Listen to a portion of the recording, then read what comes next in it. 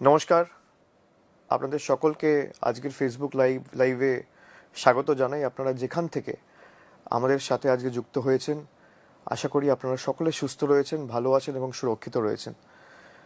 আমি গতকাল সিদ্ধান্ত নিয়েছিলাম যে আমি আজকে ফেসবুক লাইভ করব এবং আপনাদের সকলকে বলেছিলাম যে আগামী 24 তারিখ শনিবার সন্ধ্যে 7টার সময় আপনাদের যে কোনো রকম প্রশ্নের জবাব আমি ফেসবুকের মাধ্যমে দেবো। টেকনোলজির মাধ্যমে আপনারা যে যেখানে রয়েছেন আপনাদের সাথে সরাসরি যুক্ত হতে পেরে সত্যিই আমার খুব ভালো লাগছে। কিন্তু পরিস্থিতি এমন, হৃদয় মন দুটোই ভারাক্রান্ত। আমি আশা করি আপনাদের পরিবার পরিজন, বন্ধু বান্ধব, প্রিয়জন, বয়োজ্যেষ্ঠ যারা রয়েছে বিশেষ করে বাড়িতে, তারা সকলে সুস্থ রয়েছে, ভালো রয়েছে এবং কোভিড বিধি মেনে চলছে। আপনারা দেখেছেন সর্বসম্মতিক্রমে দলগতভাবে আমরা সিদ্ধান্ত নিয়েছি এই কোভিডের কারণে আমাদের যা নির্বাচনী জনসভা শেষ 3-4 দিন 5 দিন শিডিউল করা ছিল সেগুলো ইতিমধ্যেই আমরা বাতিল করেছি। আমরা মনে করি মানুষের জীবন আমাদের কাছে অনেক আগে। মানুষ থাকলে রাজনীতি হবে, নির্বাচন হবে, সবই হবে, কিন্তু মানুষের জীবন আগে আমাদের কাছে অনেক বেশি গুরুত্বপূর্ণ। মানুষ বাঁচলে, মানুষ সুরক্ষিত থাকলে বাকি জিনিসগুলো নিশ্চয়ই হবে। এবং আমি মনে করি যে প্রত্যেক নির্বাচনে যাওয়ার আগে, নির্বাচনের প্রাক্কালে যে কোনো রাজনৈতিক দল বা তার নেতার বা কর্মী সমর্থক যারাই আছে তাদের দায় দায়িত্ব দায়বদ্ধতার মধ্যে পড়ে মানুষের সম্মুখে দাঁড়িয়ে মানুষের প্রশ্নের জবাব দেওয়া, প্রশ্ন সম্মুখীন হয়ে মানুষের সাথে সরাসরি কথা বলা, তাদের মনে যদি কোনো প্রশ্ন থাকে সেই প্রশ্নগুলো সঠিক জবাব দেওয়া। এবং সেই কারণেই আমি আজকে এসেছি আপনাদের সাথে সরাসরি কথা বলবো। এবং আপনাদের যদি কোনো প্রশ্ন থাকে, নির্দিষ্ট যে কোনো প্রশ্ন আপনারা নির্দ্বিধায় আজকে আমায় করতে পারেন। যে কোনো প্রশ্ন, রাজনৈতিক হোক অরাজনৈতিক হোক। আমি আমার ফোনটা নিয়ে বসেছি, আপনাদের প্রশ্নগুলো আমি আমার ফোনে পড়বো, কারণ আমিও আমার পেজটা খুলে বসেছি। এখানে আপনারা আমাকে যা প্রশ্ন করবেন আমি একে একে আমার সামর্থ্য, সীমাবদ্ধ ক্ষমতা, এখতিয়ার অনুযায়ী আমি নিশ্চিতভাবে চেষ্টা করব সেই প্রশ্নগুলো সঠিকভাবে অ্যাড্রেস করা এবং উত্তর দেওয়ার। তাই প্রথমে দেখি, প্রথমে প্রশ্ন করেছে কে?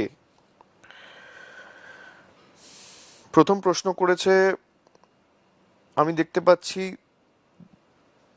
দীপব্রত ব্যানার্জি।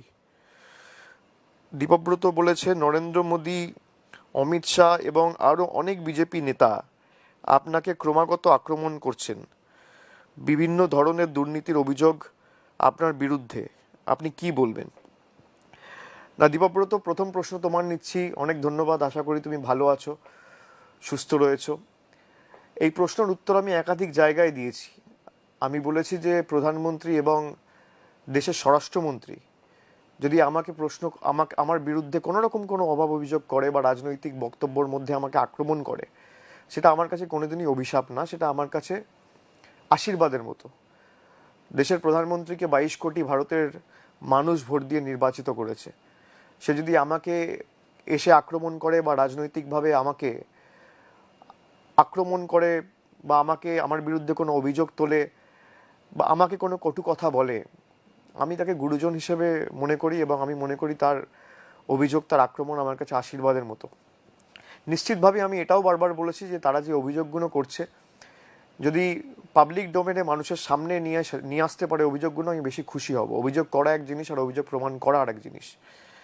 আমি আপনাদের সকলকে বলবো যে আমার বিশেষ করে যারা সমর্থকেরা রয়েছেন বা যারা আমাকে ভালোবাসেন বা অপছন্দ যারা করেন, এই প্রশ্নগুলো প্রধানমন্ত্রী বা ভারতের স্বরাষ্ট্রমন্ত্রী যখন করে, সিঙ্গেল উইন্ডোর কথা বলে, ভাইপো ট্যাক্সের কথা বলে, ভাতিজা রাজের কথা বলে, এগুলো আমার কাছে আশীর্বাদ।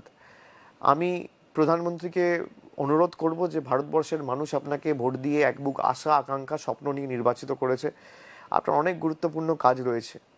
আর দেশে এখন তো করোনার দ্বিতীয় ঢেউ আছড়ে পড়েছে, মানুষের আশা প্রত্যাশা আপনার থেকে অনেক।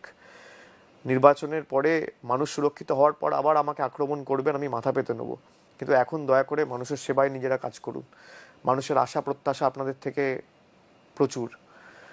আমরা সকলে ঐক্যবদ্ধ এবং সম্মিলিত প্রচেষ্টার মাধ্যমে যদি কাজ করি, আমি নিশ্চিত ভারতবর্ষ এবং বাংলা আগামী দিন করোনামুক্ত হবে।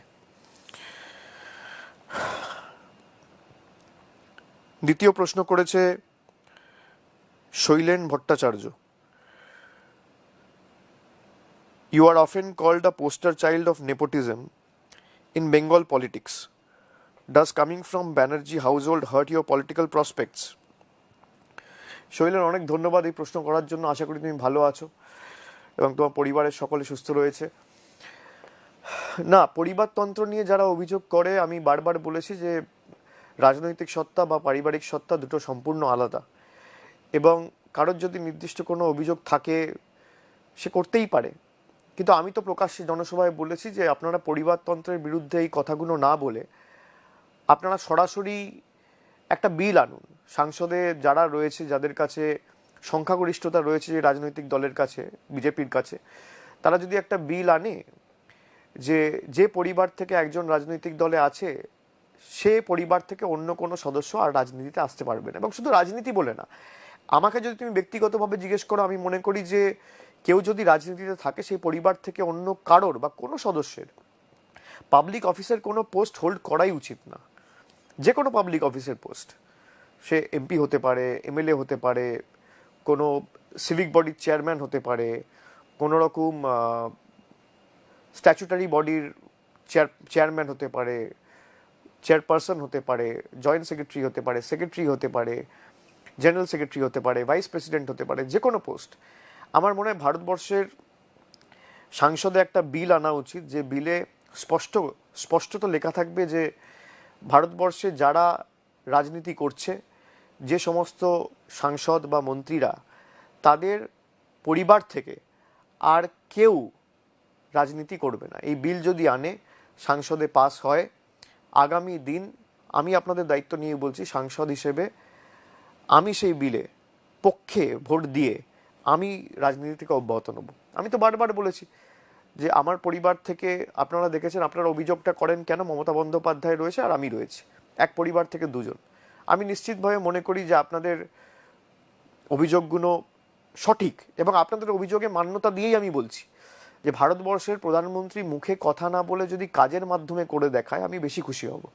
আপনি দেখুন, একইভাবে যারা পরিবারতন্ত্রের অভিযোগ তুলছে আমার দিকে, কারা তুলছে? বিজেপির নেতা কৈলাস বিজয়বর্গীয়, তার ছেলে দুজনের রাজনীতিতে, মুকুল রয় তার ছেলে দুজনেই রাজনীতিতে, শুভেন্দু অধিকারী, শিশির অধিকারী, দিব্যেন্দু অধিকারী, সৌমেন্দু অধিকারী, এক পরিবার থেকে চারজন রাজনীতিতে।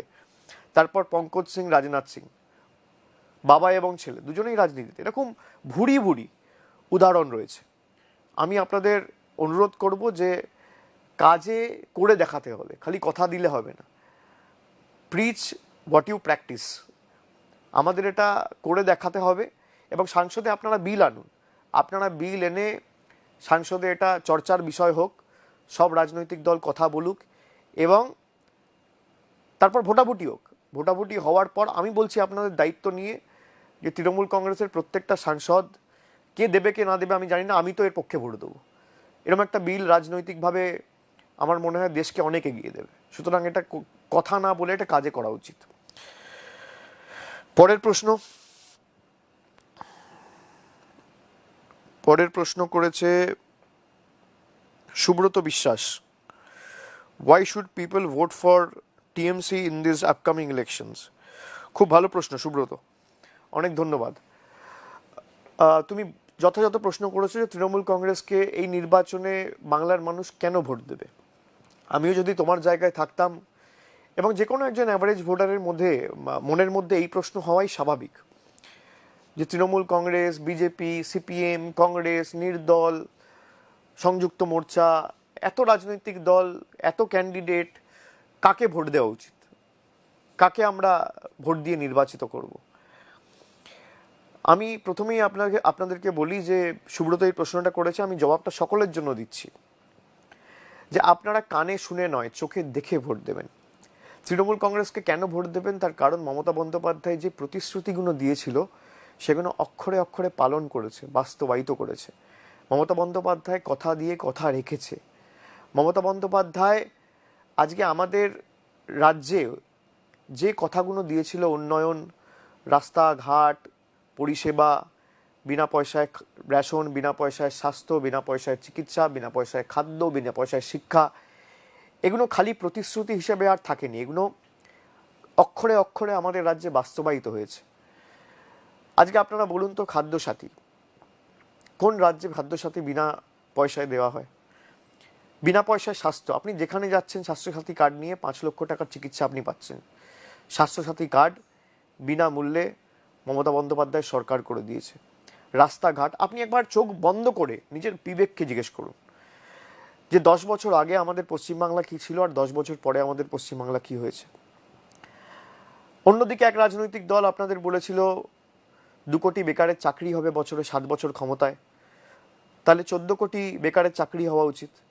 আপনি আপনার বুথে দেখুন, আপনি যে পাড়ায় আছেন সে পাড়ায় দেখুন, যে অঞ্চলের বাসিন্দা সে অঞ্চলে দেখুন, আপনারা যেখানে রয়েছেন সেখানে ভারতীয় জনতা পার্টি কটা যুবক যুবতীদের হাতে কর্মসংস্থানের নিয়োগপত্র তুলে দিয়েছে। কানে শুনে নয়, চোখে দেখে আপনারা বিচার করুন। বাংলায় 40% বেকারত্ব কমেছে, আর ভারতবর্ষে নরেন্দ্র মোদীর নেতৃত্বে 50% বেকারত্ব বেড়েছে। আমি দায়িত্ব নিয়ে বলছি, তথ্য পরিসংখ্যান আমার কাছে রয়েছে, এবং আমি তো চ্যালেঞ্জ করেছি যে যেখানে তথ্য পরিসংখ্যানের ভিত্তিতে লড়তে চায় আপনারা বলুন, আমরা যাব সেখানে। যে 7 বছর আপনাদের সরকার ক্ষমতায় কি কাজ করেছে আর 10 বছর আমাদের সরকার ক্ষমতায় কি কাজ করেছে বাংলার জন্য। লড়াই হোক না, প্রতিযোগিতা হওয়া তো ভালো। কিন্তু আপনারা দেখুন, মমতা বন্দ্যোপাধ্যায় আজকে কন্যাশ্রী, রূপশ্রী, স্বাস্থ্যসাথী, সবুজ সাথী, গতিধারা এই কাজগুলো তো করেছে। শুধু কানে শুনে নয়, চোখে দেখে আপনারা ভোট দিন। আর যারা এখন বলছে যে আমরা করোনার ভ্যাকসিন দেবো আগামী দিন ক্ষমতায় এলে, আপনারা দেখুন উত্তরপ্রদেশে তারা ক্ষমতায় রয়েছে, উত্তরপ্রদেশের মানুষকে এখনো পর্যন্ত বিনা পয়সায় ভ্যাকসিন দেয়নি। মধ্যপ্রদেশে ক্ষমতায় রয়েছে, কর্ণাটকে ক্ষমতায় রয়েছে, তারা আসামে ক্ষমতায় রয়েছে, ত্রিপুরায় ক্ষমতায় রয়েছে। যে রাজ্যগুলোতে রয়েছে, একটা রাজ্যের মানুষকেও দেওয়া প্রতিশ্রুতি এরা পালন করেনি। এরা প্রত্যেক জায়গায় গিয়ে বলেছিল এই করব তাই করব, আর যখন নির্বাচন হয়ে যায় তার পরের দিন থেকে আর এদেরকে দেখতে পাবেন না, চোখে দেখতে পাবেন না। আমি আপনাদের অনুরোধ করব, মমতা বন্দ্যোপাধ্যায় যে কাজগুলো করেছে উন্নয়নের নিরিখে আপনারা বিচার করুন।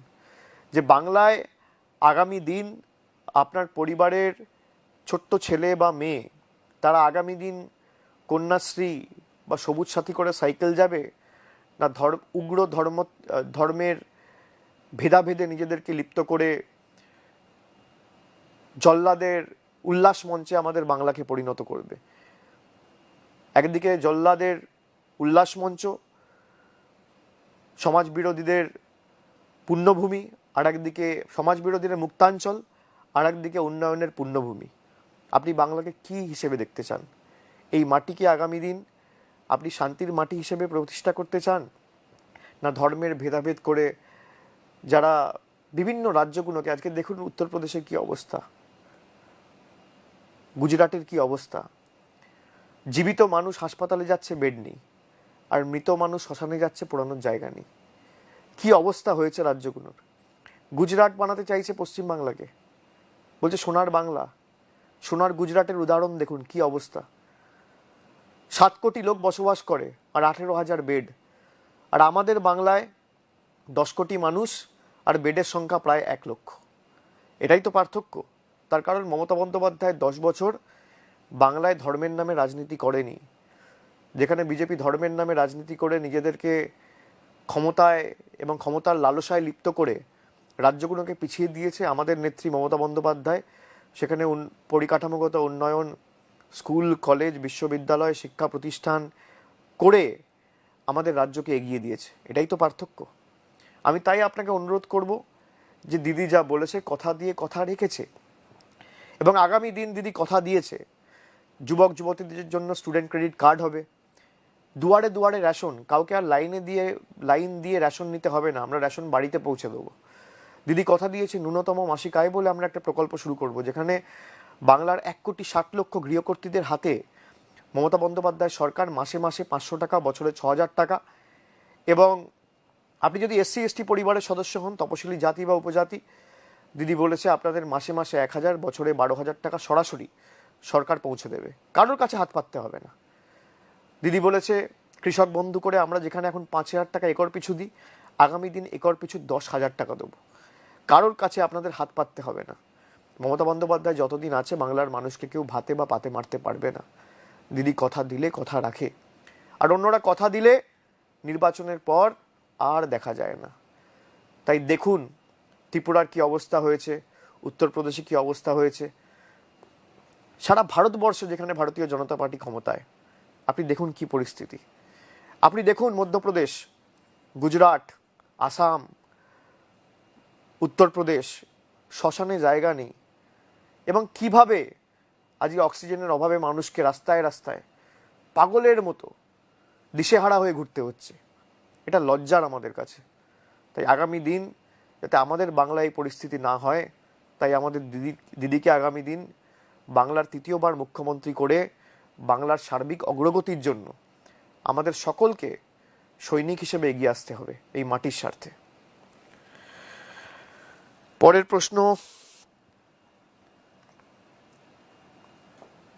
প্রশ্ন করেছে শানু দাস।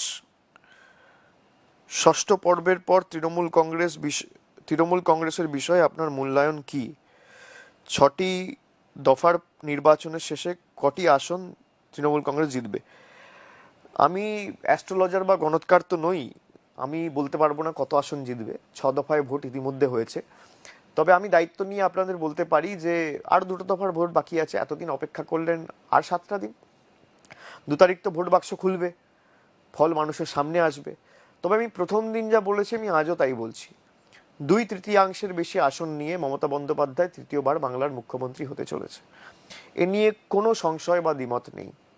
তার কারণ আমি উত্তর থেকে দক্ষিণ সভা করেছি, মানুষের সাথে কথা বলেছি। মানুষের সাথে যেটুকু আমি কথা বলে বুঝতে পেরেছি যে মমতা বন্দ্যোপাধ্যায়ের উপর মানুষের আস্থা, ভালোবাসা, স্নেহ, সমর্থন যত দিন যাচ্ছে তত বাড়ছে। এবং 2/3 বেশি আসন নিয়ে, 2/3 অনেক বেশি হবে, 2/3 বেশি আসন নিয়ে তৃণমূল কংগ্রেস ক্ষমতায় আসবে। আর যারা বলছে যে ইসবার 200 পার, 2 তারিখ দেখা হবে, 2 তারিখ কথা হবে। তারপর প্রশ্ন করেছে চয়ন চক্রবর্তী। বহু মানুষ তৃণমূল কংগ্রেস ছেড়ে বিজেপিতে গেছেন, এর ফলে দল ও দলের কর্মীদের মনোবল কতটা ক্ষতিগ্রস্ত হয়েছে? এটা ভালো প্রশ্ন। এবং এই প্রশ্নটা অনেকের মনেই রয়েছে যে অনেকে তৃণমূল কংগ্রেস ছেড়ে বিজেপিতে গেছে, তাতে দল দুর্বল হয়েছে না দল আরও শক্তিশালী হয়েছে, সেই নির্দিষ্ট এলাকায় দলের কি পরিণতি হবে আগামী দিনগুলোতে। আমি প্রথমেই আপনাদের বলবো যে তৃণমূল কংগ্রেস থেকে যারা বিজেপিতে গেছে তারা কি কারণে গেছে আপনারা একটু পর্যালোচনা করে নিজেরা দেখুন কি কারণে গেছে।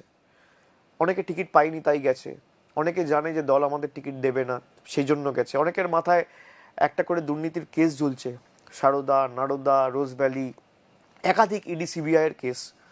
তাই নিজেদেরকে বাঁচাতে গেছে, নিজেদের ঘাট বাঁচাতে, মাথা বাঁচাতে। সবার তো দৃঢ়তা, মানসিকতা, মনোবল এক হয় না। অনেকে সিদ্ধারা থাকে, অনেকে সিদ্ধারা বিক্রি করে দেয়।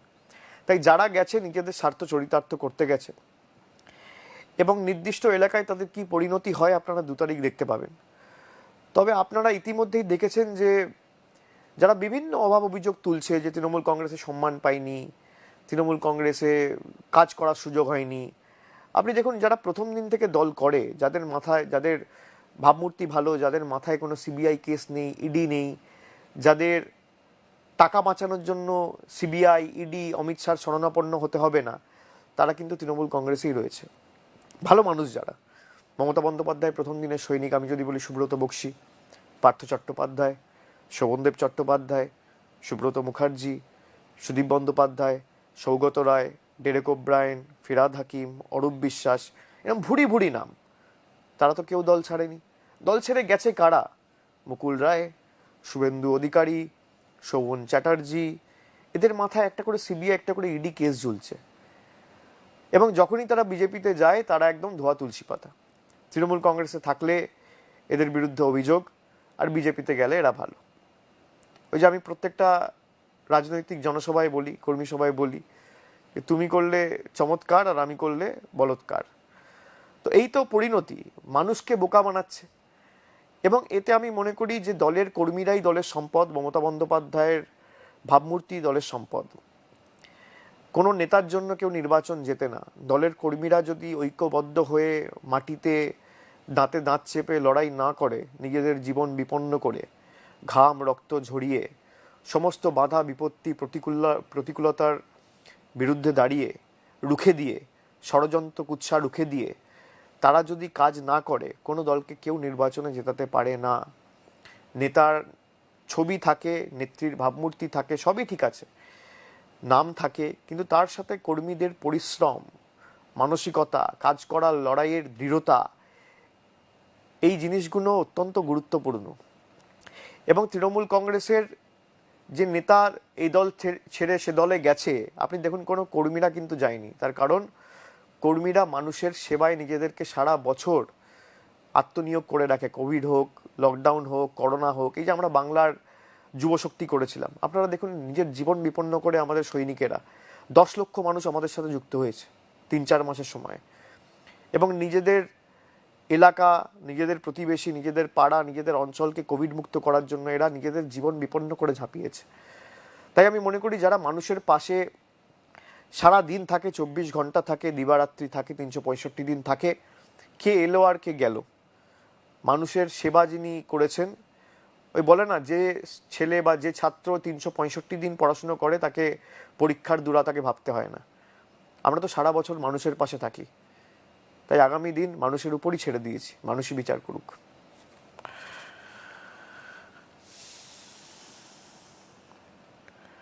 পরের প্রশ্ন করেছে অভিজিৎ সিনা বাবু। দেশে কোভিড-19 মতো একটি ভয়াবহ অতিমারির সাথে লড়াই করছে, এই অবস্থার জন্য কে দায়ী? পশ্চিমবঙ্গ কতটা তৈরি? অত্যন্ত সময়োপযোগী প্রশ্ন আমি বলবো। আমি অভিজিৎ বাবুকে ধন্যবাদ জানাই। তার কারণ হচ্ছে, আপনারা দেখেছেন যে ইতিমধ্যেই আমাদের দেশে দৈনিক কেস প্রায় 3 লক্ষ ছাড়িয়েছে। 2000, 2100, 2200 করে আমরা দেশের সহনাগরিককে রোজ হারাচ্ছি। এবং তার মধ্যেও একটি রাজনৈতিক দলের কি অবস্থা, আজকে আমরা সাংবাদিক বৈঠক করে বলেছি, এ সভা সমিতি চালিয়ে যাচ্ছে। মানুষের জীবনের এদের কাছে কোনো মূল্য নেই। এরা যে করে হোক নিজেদের রাজনৈতিক স্বার্থ চরিতার্থ করবে। কি করে বাংলার গদি দখল করা যায়, ক্ষমতায় আসা যায়, মানে আমার ভাবতেও অবাক লাগে। যেখানে ভারতবর্ষের প্রধানমন্ত্রী 5 দিন আগে সভা করে আসানসোলে বলছে যে এত লোক এসছে সভায়, আমার দেখে খুব ভালো লাগছে। আমরা কাকে নির্বাচিত করেছি? এবং আপনি আপনার নিজের বিবেককে প্রশ্ন করুন যে এই পরিস্থিতির জন্য কে দায়ী। আপনি বলুন তো, মহারাষ্ট্রে তো তৃণমূল কংগ্রেস ক্ষমতায় নেই। আপনি বলুন, দিল্লিতে তো তৃণমূল কংগ্রেস ক্ষমতায় নেই, মধ্যপ্রদেশে তো নেই, উত্তরপ্রদেশে তো তৃণমূল ক্ষমতায় নেই, গুজরাটে তো তৃণমূল কংগ্রেস ক্ষমতায় নেই। এই রাজ্যগুলো বিজেপি পরিচালনা করছে। এই রাজ্যগুলোর পরিস্থিতি দেখুন। আহমেদাবাদ সিভিল হসপিটালে 12 তারিখের আমি একটা খবরের কাগজে পড়ছিলাম যে কিভাবে ডেটা ফাজ করা হচ্ছে, নাম্বার লুকানো হচ্ছে। 12 তারিখ গুজরাটের মেডিকেল বুলেটিনে বলা হয়েছে 20 জন মারা গেছে। আর সেখানে আহমেদাবাদের একটা দৈনিক সন্দেশ বলে একটা খবরের কাগজ রয়েছে, সেখানে একটা খবর বেরিয়েছে যে ক্রিমেটোরিয়াম থেকে খালি খবর এসছে যে একটা সিভিল হাসপাতাল থেকে 65 জন মানুষকে নিয়ে গেছে, 65টা ডেড বডি নিয়ে যাওয়া হয়েছে একটা সিভিল হাসপাতাল থেকে। আপনি দেখুন কি পরিস্থিতি। ভারতবর্ষের প্রধানমন্ত্রী 130 কোটি দেশের মানুষকে ভ্যাকসিন থেকে বঞ্চিত রেখে বিভিন্ন দেশে, বিশ্বের অন্যান্য দেশে ভ্যাকসিন রফতানি করেছে। কি দুর্ভাগ্যজনক। যারা আপনাকে প্রধানমন্ত্রী নির্বাচিত করলো, আপনি তাদেরকে ভ্যাকসিন দিচ্ছেন না। আপনি মার্কিন যুক্তরাষ্ট্রে ভ্যাকসিন পাঠাচ্ছেন, আপনি শ্রীলঙ্কায় ভ্যাকসিন পাঠাচ্ছেন, আপনি বাংলাদেশে ভ্যাকসিন পাঠাচ্ছেন, আপনি নেপালে ভ্যাকসিন পাঠাচ্ছেন, আপনি ভুটানে ভ্যাকসিন পাঠাচ্ছেন। এর থেকে দুর্ভাগ্যজনক কিছু হতে পারে না। আপনি দেখুন কি পরিণতি হয়েছে আজকে আমাদের দেশের। 10 কোটির উপর ভ্যাকসিন বিদেশে রফতানি করেছে। করোনার প্রথম ঢেউ যখন অনেকটাই নিয়ন্ত্রণে, আপনি ধরুন সেপ্টেম্বরের পর থেকে অনেকটাই নিয়ন্ত্রণে ছিল, দৈনিক সংখ্যা অনেক কমেছিল দুর্গাপুজোর পর থেকে। আমি যদি ধরি অক্টোবর, নভেম্বর, ডিসেম্বর, জানুয়ারি, ফেব্রুয়ারি, মার্চ, এপ্রিল, এই 7টা মাস আমাদের কাছে সময় ছিল যে আমাদের নিজেদেরকে তৈরি করা, প্রস্তুত করা। যদি আবার দ্বিতীয় ঢেউ আছড়ে পড়ে বা আবার এই ভয়াবহ পরিস্থিতি হয়, তাহলে যেন আমরা সঠিকভাবে মোকাবেলা করতে পারি। তা না করে কোনো অক্সিজেন প্ল্যান্ট তৈরি করা হলো না, টেস্টিং কিট বিদেশে পাঠিয়ে দেওয়া হলো, এমনকি করোনা ভ্যাকসিন যা ভারতবর্ষে তৈরি হচ্ছে সেই ভ্যাকসিন বিদেশে পাঠিয়ে দেওয়া হলো, যাতে প্রধানমন্ত্রী এবং একটা লোকের জয় জয়কার সারা বিশ্বে হয়। মানুষ এতটা স্বার্থপর হতে পারে? যে দেশের মানুষ ভোট দিয়ে আপনাকে প্রধানমন্ত্রী নির্বাচিত করলো, তাদের সাথেই আপনি বিশ্বাসঘাতকতা করছেন, তাদেরকে বঞ্চিত রেখে আপনি পাঠিয়ে দিচ্ছেন বিদেশে ভ্যাকসিন। আর দেখুন কি বৈমাতৃসুলভ আচরণ। বলছে রাজ্য সরকারকে ভ্যাকসিন কিনতে হবে 400 টাকায়, আর কেন্দ্র সরকার ভ্যাকসিন কিনবে 150 টাকায়। আপনি আবার কেন্দ্র সরকারের নেতারা এখানে এসে রাজ্য সরকারের মন্ত্রীদের, মুখ্যমন্ত্রীকে বলে কাটমানি নিচ্ছে। আরে মানুষের জীবন নিয়ে তো খেলছেন আপনারা, ভ্যাকসিন থেকে কাটমানি নিচ্ছেন আপনারা।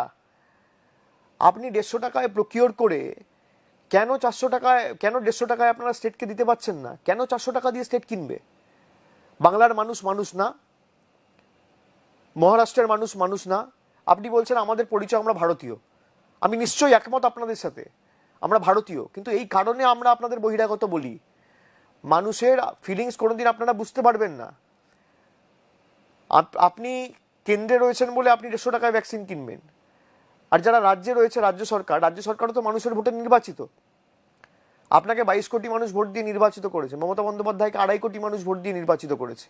যেই মানুষগুলো আপনাকে নির্বাচিত করেছে তারাই মমতা বন্দ্যোপাধ্যায়কে নির্বাচিত করেছে। সেই মানুষগুলোর কোনো দাম নেই জীবনের। এই দ্বিচারিতা একটা সরকার করতে পারে? তো দিনের আলোর মতো পরিষ্কার। আপনি নিজেকে জিজ্ঞেস করুন যে এই পরিস্থিতির জন্য কে দায়ী। যেখানে আমরা নির্বাচন কমিশনকে বললাম যে মানুষের অসুবিধা হবে, আপনারা শেষের 4 দফার ভোট আলাদা আলাদা না করিয়ে 1 দফায় করান। আপনাদের যদি মনে হয় আরও কেন্দ্রীয় বাহিনী আপনারা মোতায়েন করতে চান, বুথে বুথে 4টের জায়গায় 10টা করে করান, কোনো অসুবিধা নেই, কিন্তু মানুষের জীবন নিয়ে দয়া করে ছেলে খেলা করবেন না। আমাদের কথায় কোনো রকম কর্ণপাত করেনি। তার কারণ একটা রাজনৈতিক দল যদি সুযোগ পায় বেশি প্রচার করার, মানুষকে ভুল বোঝানোর, ফেক নিউজ রটানোর এবং মানুষের জীবনের সাথে ছিনিমিনি খেলার, তাদের সুবিধা হবে তাদের রাজনৈতিক স্বার্থ চরিতার্থ করতে। তাই শুধুমাত্র একটা রাজনৈতিক দলকে সুযোগ করে দেওয়ার জন্য আজকে লক্ষ লক্ষ কোটি কোটি মানুষের জীবন নিয়ে নির্বাচন কমিশন খেলছে। এবং অন্যান্য রাজ্যে কি পরিস্থিতি, এবং বাংলার ল অ্যান্ড অর্ডার হোক বা স্টেট মেশিনারি, এখন তো পুরোটাই নির্বাচন কমিশনের আওতায়। রাজ্য সরকার চাইলেও কাজ করতে পারে না। তাই আমি অনুরোধ করব, এই তমসাচ্ছন্ন পরিস্থিতি থেকে যদি আমাদের মুক্তির সূর্যোদয় ঘটাতে হয়, একমাত্র বিকল্প এবং রাস্তা মমতা বন্দ্যোপাধ্যায়। তাই আগামী দিন আপনারা এর বিচার সঠিকভাবে করবেন, এই বিশ্বাস আমরা রাখি। পরের প্রশ্নে যাব।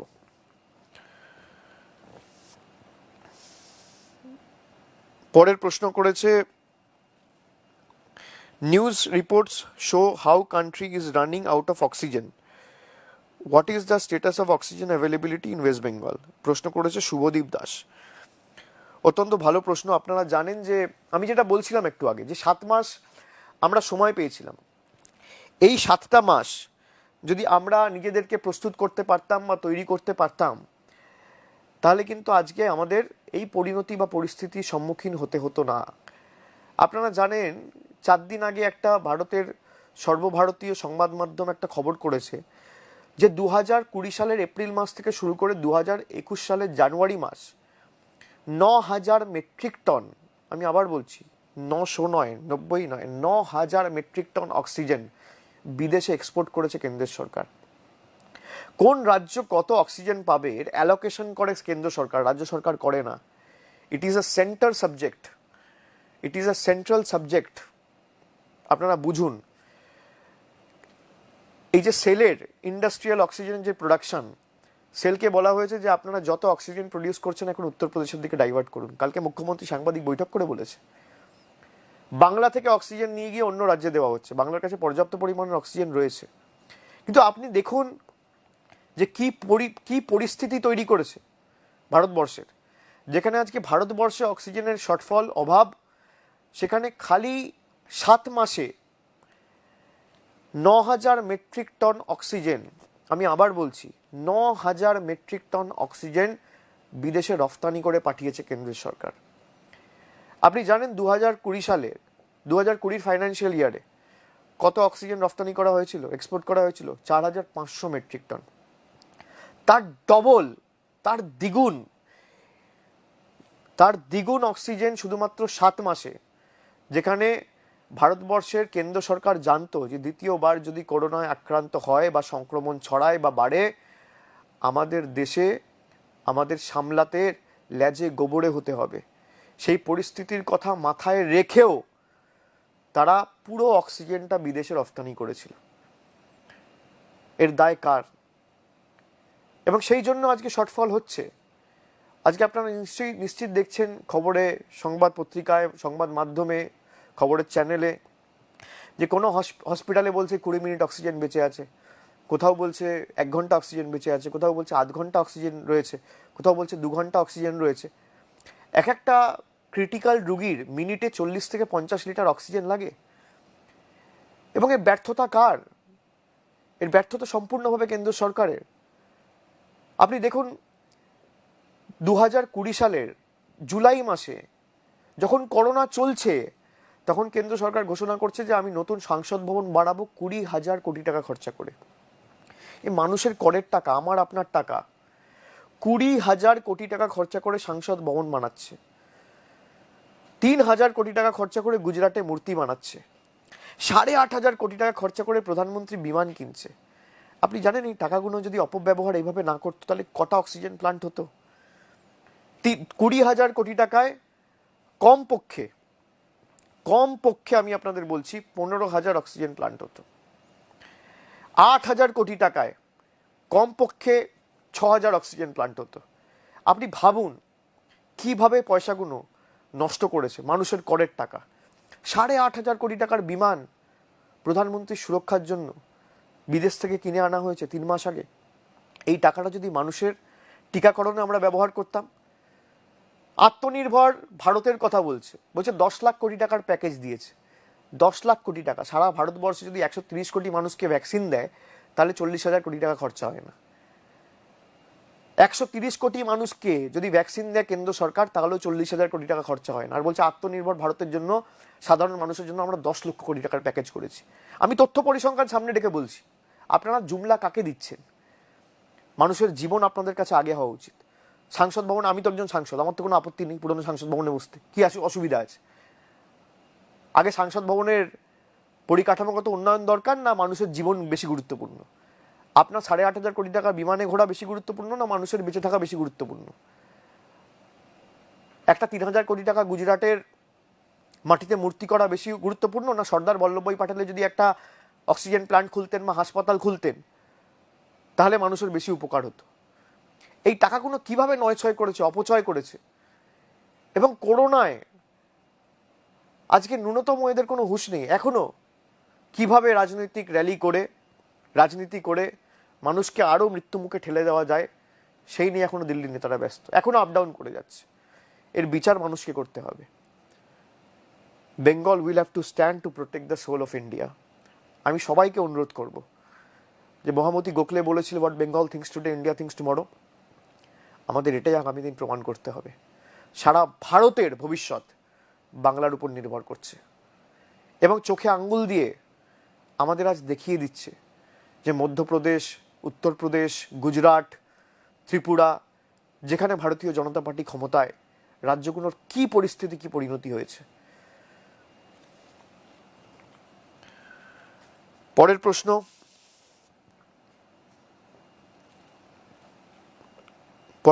করেছে প্রিয়া মহাপাত্র।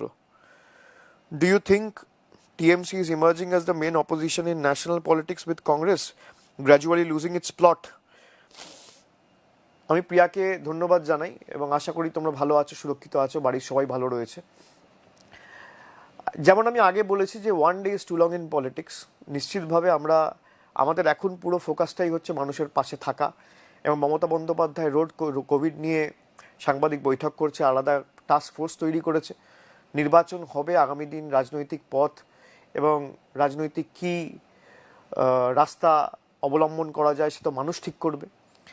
কিন্তু আগে তো মানুষের পাশে দাঁড়াতে হবে এবং বাংলার নির্বাচনের ফলাফল আগামী ভারতের ভবিষ্যৎ ঠিক করবে। তবে আমি নিশ্চিতভাবে বলতে পারি যে কংগ্রেসের ব্যর্থতা এবং অপদার্থতার কারণেই আজকে ভারতীয় জনতার পার্টির বিরুদ্ধে কোনো রাজনৈতিক দল মুখ খুলতে চায় না। কেউ মুখ খুলে তাদেরকে এজেন্সি দিয়ে ভয় দেখানো, তাদেরকে জোর জবরদস্তি জেলে ঢুকিয়ে দেওয়া, গ্রিল করা, তাদেরকে ভীত সন্ত্রস্ত করে রাখা। তাই মমতা বন্দ্যোপাধ্যায় এর ঊর্ধ্বে উঠে একমাত্র ভারতবর্ষের মহিলা মুখ্যমন্ত্রী যে এদের বশ্যতা স্বীকার করেনি, এদের কাছে মাথা নত করেনি, এদের কাছে আত্মসমর্পণ করেনি। অনেক চেষ্টা করেছে, শারীরিকভাবে আক্রমণ করেছে, অনেক চক্রান্ত ষড়যন্ত্র হয়েছে, নির্বাচন কমিশন দিয়ে রাজনৈতিক প্রচার যাতে না করতে পারে নিষেধাজ্ঞা জারি করা হয়েছে, আমাদের রাজ্যের মানুষ খুন করা হয়েছে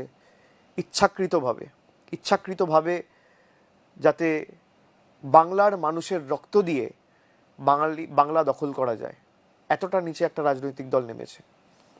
আপনারা দেখেছেন শীতলকুচির ঘটনা। নিন্দা এবং প্রতিবাদের ভাষা আমাদের কাছে নেই, কিন্তু তাও মমতা বন্দ্যোপাধ্যায়কে আটকে রাখতে পারেনি। এবং আগামী দিন আমি যেটা একটু আগে বললাম, what Bengal thinks today India thinks tomorrow, নিশ্চিতভাবে আগামীর রাস্তা বাংলার মানুষই ঠিক করবে। পরের প্রশ্ন, শুভঙ্কর মাঝি, বিজেপি এবং তাদের দক্ষিণপন্থী রাজনীতির বিষয়ে আপনার ধারণা কি এবং কেন মনে হয় তা বাংলার জন্য ভয়ঙ্কর? দেখুন, আমার ধারণার থেকেও বড় কথা হচ্ছে, আপনারা দেখেছেন বিজেপি মানুষের যে ইস্যুগুলো, শিক্ষা, স্বাস্থ্য, কর্মসংস্থান, অন্ন, বাসস্থান, এই ইস্যুগুলো নিয়ে কোনোদিন মানুষের সাথে কথা বলে না। যে কি করব আগামী দিনগুলোতে, বা আমরা অন্য রাজ্যে কি করেছি, আমরা পরিকাঠামোগত উন্নয়ন কোথায় করব, আমরা কোথায় হাসপাতাল বানাবো, আমরা কোথায় 4টে শিক্ষা প্রতিষ্ঠান করব, বিশ্ববিদ্যালয় বানাবো, উন্নত মানের পরিকাঠামোগত উন্নয়ন করব, সেগুলো নিয়ে কথা বলে না। বিজেপির পুরো রাজনীতিটাই হচ্ছে ধর্মের উপর। তার ধর্মের উপর যারা রাজনীতি করে, আপনি দেখছেন কি পরিণতি হয়েছে, আজকে বাংলারও তাই পরিণতি হবে। সেই জন্য আমি মনে করি যে এদের যে পন্থা বা এদের যে রাজনৈতিক বিষয় বা এদের যে রাজনৈতিক মতাদর্শ, এটা সম্পূর্ণভাবে ভয়ঙ্কর। কারণ তারা উন্নয়ন নিয়ে কোনো কথা বলে না, মানুষের জন্য কি কাজ করবে তা নিয়ে কথা নেই। আপনি বলুন, একটা রাজনৈতিক দল যদি মন্দির মসজিদ নিয়ে রাজনীতি করে আর ধর্ম নিয়ে রাজনীতি করে, ধর্ম তো আমি আমার ঠাকুর ঘরে রাখবো, আমি আমার বাড়িতে রাখবো, আমি মন্দিরে রাখবো, মসজিদে রাখবো, গুরুদ্বারায় রাখবো, চার্চে রাখবো। ধর্ম কি রাজনীতির আঙিনায় মানায়? রাজনীতি তো মানুষের স্বার্থের জন্য। তা আপনি মানুষের স্বার্থের জন্য কি করবেন? যখন দেশের প্রধানমন্ত্রী থেকে শুরু করে, স্বরাষ্ট্রমন্ত্রী থেকে শুরু করে একাধিক রাজ্যের মুখ্যমন্ত্রী, কেন্দ্রীয় প্রতিমন্ত্রী, পূর্ণমন্ত্রী, তারা সব ধর্ম নিয়ে কথা বলে এবং মানুষের জন্য কথা না বলে খালি মিথ্যা প্রতিশ্রুতি দিয়ে ক্ষমতা দখলের লড়াইয়ে এবং লালসায় নিজেদেরকে লিপ্ত করে, এর থেকে ভয়াবহ কিছু হতে পারে না। পরের প্রশ্ন,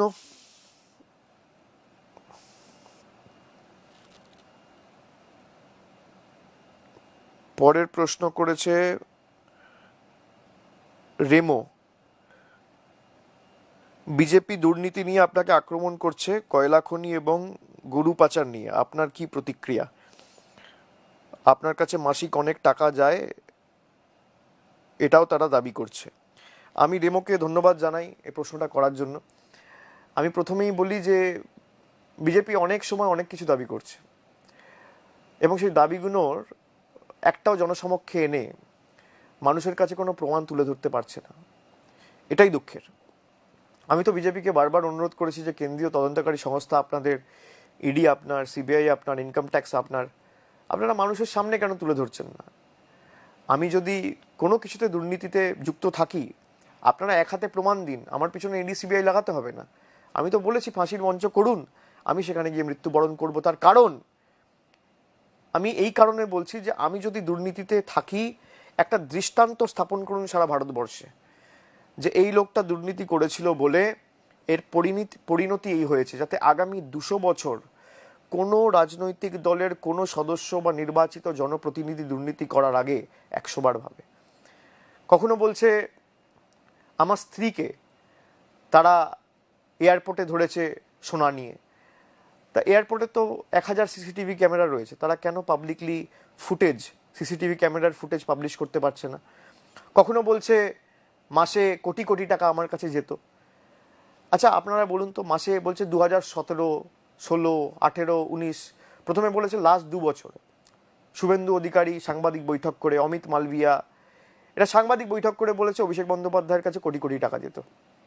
ভাই নোটবন্দি করার পর যদি কোটি কোটি টাকা আমার কাছে আসে, আপনারা তো বলেছিলেন যে নোটবন্দি হলে কালো টাকা ধ্বংস হবে, তাহলে প্রথম ব্যর্থতা তো আপনার প্রধানমন্ত্রীর। প্রধানমন্ত্রী কথা দিয়েছিল জনসমক্ষে দাঁড়িয়ে যে 50 দিনের মধ্যে যদি আমি কালো টাকা ধ্বংস না করতে পারি আপনারা যা শাস্তি দেবেন আমি মাথা পেতে নেবো। আগে তো প্রধানমন্ত্রীকে ইস্তফা দেওয়া উচিত। তারপর দায় স্বরাষ্ট্রমন্ত্রীর, তার কারণ আপনারা বলছেন কয়লার টাকা, আপনারা বলছেন গরু পাচার। কয়লার দায়িত্বে কে রয়েছে? সিআইএসএফ। কয়লা খড়িগুলোর সুরক্ষায় কে রয়েছে? সিআইএসএফ। মাথার উপর কে রয়েছে? স্বরাষ্ট্রমন্ত্রী, নাম কি? অমিত শাহ। ওদিকে গরু পাচার কোথা থেকে হয়? গরু পাচার তো, গরু তো একটা আস্ত জন্তু, গরু তো একটা পিঁপড়ে না যে তারের নিচ দিয়ে গলে যাচ্ছে, বা একটা মশা না উড়ে চলে যাচ্ছে। তা তারের নিচ দিয়ে যদি বা তারের মধ্যেখান দিয়ে যদি কেউ গলে, গরু গলে, তাহলে সীমান্তের সুরক্ষায় কে আছে? Border security force. দায়িত্ব কার? হোম মিনিস্টারের। হোম মিনিস্টারের নাম কি? অমিত শাহ। আগে পদত্যাগ করা তার উচিত। আর যারা বলছে এই টাকা আমার কাছে যেত, আমি তো প্রশ্ন করতে চাই যে কেন্দ্রীয় স্বরাষ্ট্রমন্ত্রী এবং তার দপ্তরের আধিকারিকরা তার কথা না শুনে যদি আমার কথা শুনে, তাহলে আগে তো তার পদত্যাগ করা উচিত। এবং আমার কাছে যদি মাসে কেউ বলছে 30 কোটি 35 কোটি আসতো, তাহলে অমিত শাহর কাছে আর পীযূষ গোয়েলের কাছে কত যেত? এই প্রশ্নটা আমি রাখলাম আজকে। যে আমার হাফতা শুভেন্দু অধিকারী জিজ্ঞেস করেছে, বলেছে যে আমার কাছে নাকি এত টাকা এসে পৌঁছাতো। তাহলে যার পদলেহন করে তিনি ভারতীয় জনতা পার্টিতে জয়েন করলেন, তার কাছে কত টাকা পৌঁছাচ্ছে পরের বার দেখা হলে নিশ্চিতভাবে তাকে জিজ্ঞেস করবেন। আর তাকে এটাও জিজ্ঞেস করবেন যে আপনি স্বরাষ্ট্রমন্ত্রী আর আপনার আধিকারিকরা আপনার কথা না শুনে অভিষেক বন্দ্যোপাধ্যায়ের কথা শুনছেন। আপনার থেকে ব্যর্থ স্বরাষ্ট্রমন্ত্রী তো ভারতবর্ষে আগে কেউ দেখেনি। তাহলে আপনি পদত্যাগ করুন। দুটো তো একসাথে হতে পারে না, তাই না? পরের প্রশ্ন,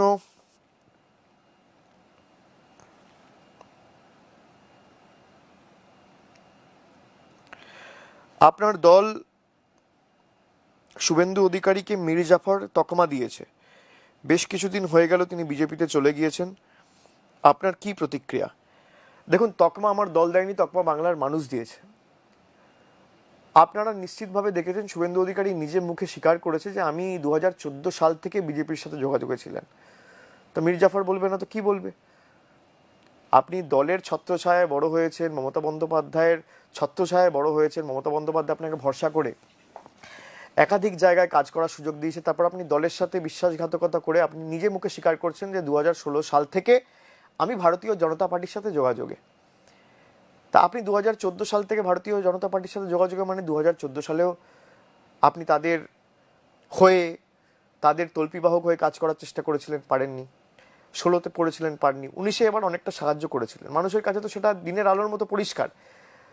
তো যে দলের ছত্রছায়ায় বড় হবে এবং দলের কর্মী সমর্থকদের ইমোশন নিয়ে খেলবে, তাদের ভালোবাসা আবেগকে, স্বতঃস্ফূর্ততাকে মান্যতা না দিয়ে বাংলার আবেগকে দিল্লির বুকে বিক্রি করে দেবে নিজের ঘাড় এবং মেরুদণ্ড এবং মাথা বাঁচানোর জন্য, তাকে বাংলার মানুষ মীর জাফর বলবে না তো কি বলবে? সুতরাং বাংলার মানুষ এই আখ্যাটা দিয়েছে এবং আমি মনে করি এটা নিতান্তই সঠিক। এবং আগামী 2 তারিখ যখন ফল বেরোবে আপনাদের কাছে সেটা পরিষ্কার হয়ে যাবে। বাংলা আর যাই হোক কোনোদিন বিশ্বাসঘাতকদের রাজনীতির ময়দানে সুযোগ দেয় না। বাংলা প্রতিবাদী মানুষ ভালোবাসে, নিজের জীবনের ঝুঁকি নিয়ে যে লড়াই করে সেই মানুষ পছন্দ করে। বাংলা থেকে সেই জন্য এত বিপ্লবী তৈরি হয়েছে, এত রিভলিউশনারি তৈরি হয়েছে। মমতা বন্দ্যোপাধ্যায় সেই কারণে আজকে মুখ্যমন্ত্রী। তাই বাংলায় যারা বিশ্বাসঘাতকের রাজনীতি আর নিজের জীবন বাঁচানোর জন্য বাংলার মাটিকে কুলসিত করে অন্য রাজনৈতিক দলের হাতে বিক্রি করে দেয়, সেই রাজনীতিকে বাংলা কোনোদিন মান্যতা দেয়নি এবং আগামী দিনেও দেবে না, এই বিশ্বাস আমি রাখি।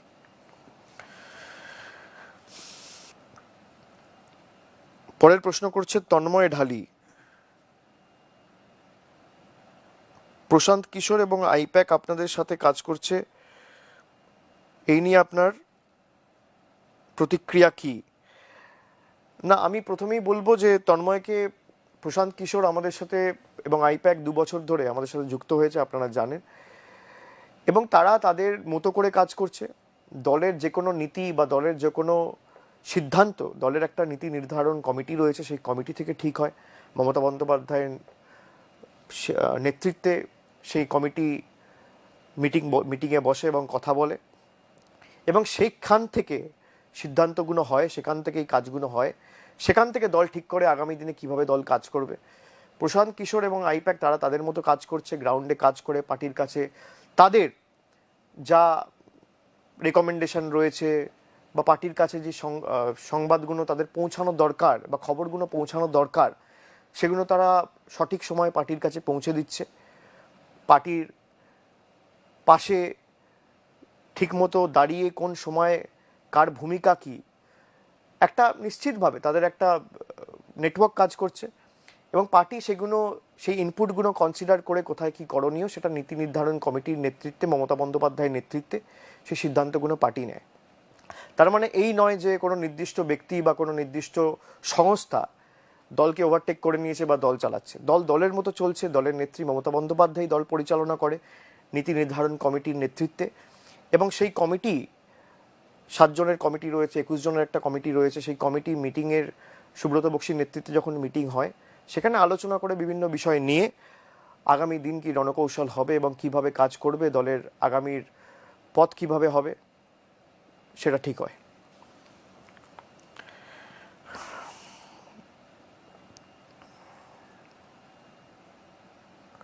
পরের প্রশ্ন করেছে, what is your typical conversation with Mamata Banerjee like? What was the last conversation you had with her? Soumyajit প্রশ্ন করেছে, মমতা বন্দ্যোপাধ্যায়ের সাথে আপনার কি নিয়ে কথা হয় এবং তার সাথে আপনার শেষ কি নিয়ে কথা হয়েছে? খুব ইন্টারেস্টিং। আমি প্রথমেই বলি, মমতা বন্দ্যোপাধ্যায় আমার নেত্রী, এবং আমার মমতা বন্দ্যোপাধ্যায়ের সাথে যখনই কথা হয়, নিশ্চিতভাবে রাজনৈতিক এবং দলগতভাবে তার যদি কোনো নির্দেশ থাকে তিনি আমাকে দেন। আমার শেষ কথা হয়েছে আজকেই সকালবেলা। তখনও তিনি তার উদ্বেগ প্রকাশ করেছে এই যে পরিস্থিতি, এবং কিভাবে সেন্টার আজকে অক্সিজেন ডাইভার্ট করতে বলছে, এবং এই পরিস্থিতির মধ্যেও এই যে নির্বাচন কমিশনকে আমরা এতবার করে বললাম, তারপরও নির্বাচন কমিশন শুধুমাত্র একটা রাজনৈতিক দলের স্বার্থকে মান্যতা দিয়ে নির্বাচন করালো না, মানুষের কথা একবারও ভাবলো না, সেই নিয়ে তিনি দুঃখ প্রকাশ করেছেন, এবং তিনি বলেছেন যে এটা নিয়ে দরকার হলে আবার আমরা নির্বাচন কমিশনের কাছে যাব এবং নির্বাচন কমিশনকে অনুরোধ করব। আমাদের তরফ থেকে আমরা বারবার চিঠি লিখে জানিয়েছি যে মানুষের অসুবিধা করে আপনারা দয়া করে মানুষকে মৃত্যুর মুখে ঠেলে দেবেন না। একবারে যদি নির্বাচন হয়ে যেত, এই সভা সমিতি এত কিছু হতো না, মানুষ একবার লাইনে দাঁড়িয়ে ভোট দিত, তারপর বাড়িতে থাকতো সামাজিক দূরত্ব বজায় রেখে, কোভিড বিধি মেনে এবং প্রোটোকল মেনে, কোভিড নর্মস মেনে তারা ভোট দিত। সুতরাং এটা নিয়ে মমতা বন্দ্যোপাধ্যায়ের সাথে শেষ আমার কথা হয়েছে, এবং কীভাবে নির্বাচন কমিশন বিজেপির কথা শুনে মানুষের জীবন এবং মানুষের ভবিষ্যৎ নিয়ে ছিনিমিনি খেলছে, এই নিয়ে তিনি দুঃখ এবং উদ্বেগ প্রকাশ করেছেন। এবং মমতা বন্দ্যোপাধ্যায়ের সাথে আমার যখনই কথা হয়, মানুষের কিভাবে কাজ করা যায়, কি করলে মমতা বন্দ্যোপাধ্যায় কিভাবে মানুষের কাছে আরও পৌঁছানো যায়, কোথায় আমাদের কর্মীদের কিভাবে মানুষের পাশে থাকা উচিত, এবং প্রত্যেকটা আমাদের বুথে তিনি আমাদের নির্দেশও দিয়েছেন যে তৃণমূল কংগ্রেসের যে বুথগুলো তৈরি হবে, সে বিজেপির ভোটার যখন যাবে বা সিপিএমের ভোটার যাবে বা নির্দল যাবে বা যে তৃণমূল কংগ্রেস করে সেও যদি যায়, আমাদের বুথে যেন মাস্ক থাকে, আমাদের বুথে যেন স্যানিটাইজার থাকে, মানুষকে যেন আমরা ভোট দিতে যাওয়ার আগেই মাস্ক স্যানিটাইজারগুলো তুলে দিই, যাতে তারা আগামী দিন ভোট দিতে গিয়ে করোনায় সংক্রমিত না হয়, এবং নিজেদের ভোটাধিকার প্রয়োগ করতে গিয়ে যেন নিজেদের জীবনের ঝুঁকি নিয়ে তারা করোনায় সংক্রমিত না হয়, এটা সুনিশ্চিত করতে বলেছেন। তো নেত্রীর সাথে আমার যখনই কথা হয়, নেত্রী এই কথাগুলোই বারবার বলেন, এবং আগামী দিনও আমি মনে করি কোনো ব্যতিক্রম হবে না। মমতা বন্দ্যোপাধ্যায়ের প্রধান লক্ষ্য হচ্ছে মানুষের পাশে থেকে কাজ করা। পরের প্রশ্ন করেছেন, if not politician which profession would you be in? Sunip Rana. বা ভালো প্রশ্ন। যদি রাজনীতি না করতাম তাহলে কি হতাম? রাজনীতি না করলে আমি ছোটবেলায় ক্রিকেট খেলতে খুব ভালোবাসতাম। হয়তো রাজনীতি না করলে আমি সমাজসেবায় থাকতাম বা ক্রিকেটে চেষ্টা করতাম কিছু একটা করার। আমি খেলাধুলা পছন্দ করতাম, খেলাধুলার জগতে কিছু একটা করতাম, চেষ্টা করতাম, বা সমাজসেবা করে মানুষের পাশে কিভাবে থাকা যায়। যারা সামাজিক কাজ করতে চায় নিশ্চিতভাবে রাজনীতি সবথেকে ভালো প্ল্যাটফর্ম, কিন্তু রাজনীতি না করেও আপনি করতে পারেন। রামকৃষ্ণ মিশনের মাধ্যমে করা যায়, ভারত সেবাশ্রমের মাধ্যমে করা যায়, অনেক সামাজিক কর্মসূচি নিয়ে মানুষের জন্য কাজ করা যায়। যাদের মানসিকতা রয়েছে, মনোবল রয়েছে, কাজ করার তাগিদ রয়েছে, তারা অনায়াসে কাজ করতে পারে। সুতরাং দুটোর মধ্যে একটা করতাম। ভালো প্রশ্ন। পরের প্রশ্ন করেছে অনুশ্রী পাল। একটি দুর্ঘটনায় আপনার চোখে চোট লেগেছিল, কিভাবে সেরে উঠেছিলেন, ঠিক কি হয়েছিল সেদিন? কি হয়েছিল আপনারা তো সব জানেন। আমার গাড়ি অ্যাক্সিডেন্ট হয়েছিল 2016 সালের অক্টোবর মাসে। প্রায় 5 বছর হতে চলেছে এবং তারপর থেকে আমার বাঁ চোখে আঘাত লেগেছিল। আমার এই যে চোখের অরবিটটা, এটা পুরো ভেঙে চুরমার হয়ে গেছিল। আমাদের যে আইবলটা থাকে, এই আইবলটা একটা অরবিটের উপর রেস্ট করে, সেই অরবিটটা ভেঙে চুরমার হয়ে গেছিল। এবং তারপরে একটা নতুন, ওটাকে বলে হচ্ছে ওই প্লেট, টাইটানিয়াম প্লেট এবং বায়োরিজর্ভেবল ইমপ্লান্ট, সেটা আমার চোখের তলায় ঢোকানো হয়েছিল। তো সেই অরবিটটা ঢোকানোর পরে, মানে সেই ইমপ্লান্টটা ঢোকানোর পরে, সেই ইমপ্লান্টটা এত বড় হয়ে গেছিল যে আমার 3টে চোখের আই মাসেল ড্যামেজ হয়ে যায়। তো পরবর্তীকালে সেটা বার করে আবার একটা অন্য ইমপ্লান্ট ঢোকানো হয়েছিল। তো আপনারা জানেন ইতিমধ্যে 6টা অস্ত্রোপচার আমার চোখে হয়েছে, একটা চোখেই 6বার অস্ত্রোপচার। এখনও মাঝে মাঝে চোখ নিয়ে ভুগি, কিন্তু যতটা পারছি চালিয়ে যাচ্ছি। মানুষের ভালোবাসা, আশীর্বাদ রয়েছে। আগামী দিনে হয়তো আবার একটা অস্ত্রোপচার করাতে যেতে পারে। আমার ইতিমধ্যেই 4টে স্কুইন সার্জারি আর 2টো অরবিটাল সার্জারি হয়েছে। 6টা অস্ত্রোপচার এখনো পর্যন্ত চোখে হয়েছে। আমি খুব জেদি ছেলে। আমি যতদিন না সম্পূর্ণভাবে ঠিক হব আমিও ছাড়বো না। সুতরাং 6টার জায়গায় যদি আরও একটা করতে হয়, 2টো করতে হয়, 3টে করতে হয়, আমি করাবো। আমি হার মানি না। সুতরাং আপনাদের ভালোবাসা, আশীর্বাদ থাকলে নিশ্চিতভাবে আগামী দিন সুস্থ এবং সবলভাবে কাজ করতে পারবো। এবং যে সমস্যাটুকু এখনো রয়েছে, আমি আশা করি আগামী দিন তার প্রতিকারও ঘটবে। পরের প্রশ্নে যাই।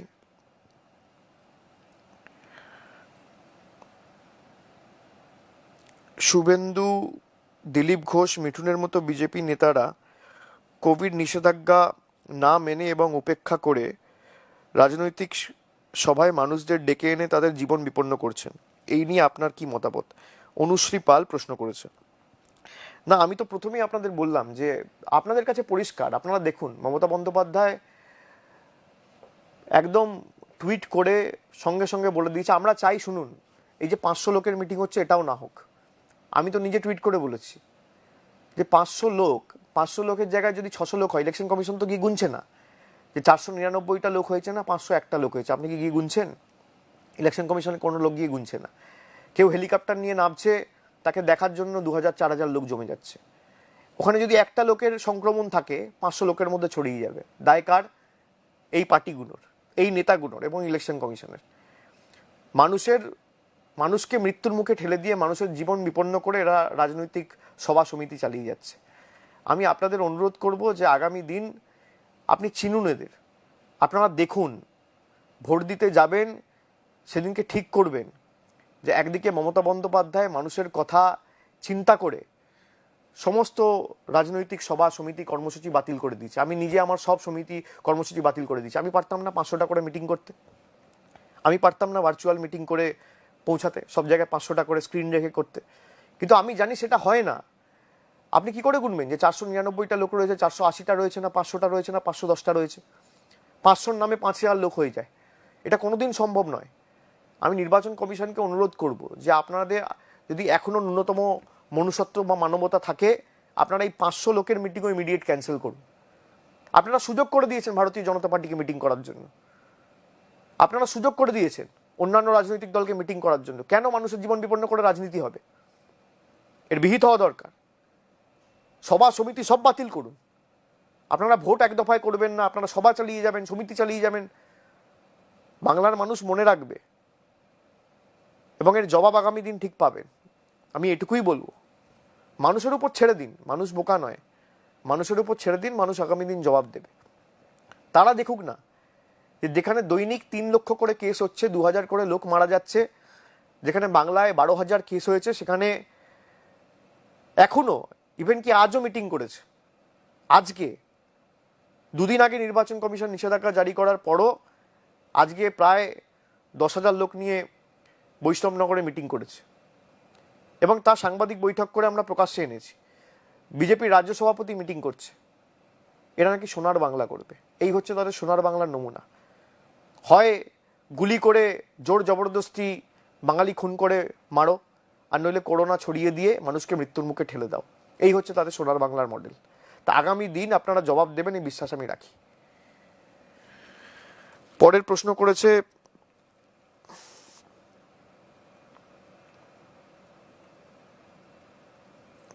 unemployment is still an issue in Bengal. As a young face, what are your thoughts and how would you want to address this problem? এই প্রশ্ন করেছে সোনা ঘোষ। আমি সোনাকে ধন্যবাদ জানাই, কিন্তু সোনাকে বলবো যে আপনি জেনে রাখুন যে ভারতবর্ষের যা পরিস্থিতি, আমাদের ভারতবর্ষে একটা সংস্থা রয়েছে, centre for monitoring of Indian economy, যাকে আমরা সিআইএমই বলি। সেই সিআইএমইর তথ্য এবং পরিসংখ্যান অনুযায়ী আপনারা নিশ্চিত জানলে খুশি হবেন যে গত বছরে ভারতবর্ষে যেখানে বেকারত্ব বেড়েছে 50%, বাংলায় বেকারত্ব কমেছে 40%। এবং তারা তথ্য প্রকাশ করে মানুষের মধ্যে জনসমক্ষে নিয়ে এসছে যে 1 বছরে 88 লক্ষ এমএসএমই ইউনিট তৈরি হওয়ার ফলে 1,35,000 সরাসরি নতুন কর্মসংস্থানের সুযোগ বাংলার মাটিতে তৈরি হয়েছে এই করোনার পরিস্থিতির মধ্যেও। গুজরাটে যেখানে সংখ্যাটা হচ্ছে 60,000, মানে গুজরাটের 2.5 গুণ, মধ্যপ্রদেশের থেকে 3 গুণ বেশি, উত্তরপ্রদেশের থেকে 3 গুণ বেশি। আমি তথ্য পরিসংখ্যান দিয়ে বলছি। এবং ভারতবর্ষে আপনি দেখুন কি পরিস্থিতি। কোটি কোটি মানুষ এই লকডাউন, অপরিকল্পিত লকডাউনের কারণে চাকরি হারিয়েছে। দিন আনা দিন খাওয়া মানুষ, শ্রমিক, কৃষক, মজুর, তাদের সব কাজ কর্ম লাটে উঠেছে। যারা রোজ ভাবুন তো কাজ করে, কারোর দৈনিক মজুরি ধরুন 100 টাকা, কেউ দৈনিক 200 টাকা আয় করে, কেউ 250 টাকা আয় করে, কেউ 150 টাকা আয় করে। এই অপরিকল্পিত লকডাউনের কারণে আজকে কোটি কোটি মানুষ নিজের চাকরি হারিয়েছে, অর্থনৈতিক উপার্জন, ক্রয় ক্ষমতা সব তলানিতে গিয়ে ঠেকেছে। তাও কেন্দ্র সরকারের কোনো হুঁশ নেই। এই 7 মাস আমাদের কাছে একটা সুযোগ ছিল ভারতবর্ষকে নতুন করে তৈরি করার। 7 মাস ভারতবর্ষের প্রধানমন্ত্রীর কাছে সুযোগ ছিল যে 130 কোটি মানুষের বাড়িতে বাড়িতে সরকার একদম মিশন মোডে গিয়ে ভ্যাকসিনেশন ড্রাইভ শুরু করে প্রত্যেকটা মানুষকে টিকা দিক। আজ যদি করতে পারতো এই পরিস্থিতি ভারতে তৈরি হতো না। তা না করে কি করলো? রাজনীতি। একদিকে বিহারের নির্বাচন 3 মাস কাটিয়ে দিল প্রচার করে, সভা করে, তারপর বাংলার নির্বাচন। আপনি দেখুন আজকে বিহারের কি পরিণতি, বিহারের কি পরিস্থিতি। আপনি দেখুন গুজরাটের কি পরিস্থিতি। এই 7 মাস যদি 130 কোটি মানুষকে টিকা দেওয়া যেত, বা টিকা সরাসরি অর্ধেক মানুষকে, আমি ধরলাম 50 কোটি মানুষকেও যদি দিত, অনেকটা আমরা এগিয়ে যেতাম। আমরা যদি অক্সিজেন প্লান্ট থেকে নিয়ে ক্রায়োজেনিক অক্সিজেন বা পিএসএ যেগুলোকে বলা হয়, অক্সিজেন তো 2 রকমের প্লান্ট হয়, পিএসএ হয় এবং ক্রায়োজেনিক হয়। পিএসএ মানে হচ্ছে প্রেশার সুইং অ্যাবজর্পশন। 160টা প্লান্টের অর্ডার দেওয়া হয়েছিল। কবে? জানুয়ারি মাসে। কেন এটা অক্টোবর মাসে দেওয়া হলো না? এবং জানুয়ারিতে অর্ডার দেওয়ার পরও 5 মাস 6 মাস হয়ে গেল, এখনো টেন্ডার ফ্লোট হয়ে 50% অক্সিজেন প্লান্ট এখনো চালু হয়নি। এই ব্যর্থতা কার? তার জন্য 200 কোটি টাকা অ্যালট করা হয়েছে। আর প্রধানমন্ত্রী বিশেষ বিমানে ঘুরবেন, তার জন্য 8,500 কোটি টাকা অ্যালট করা হয়েছে।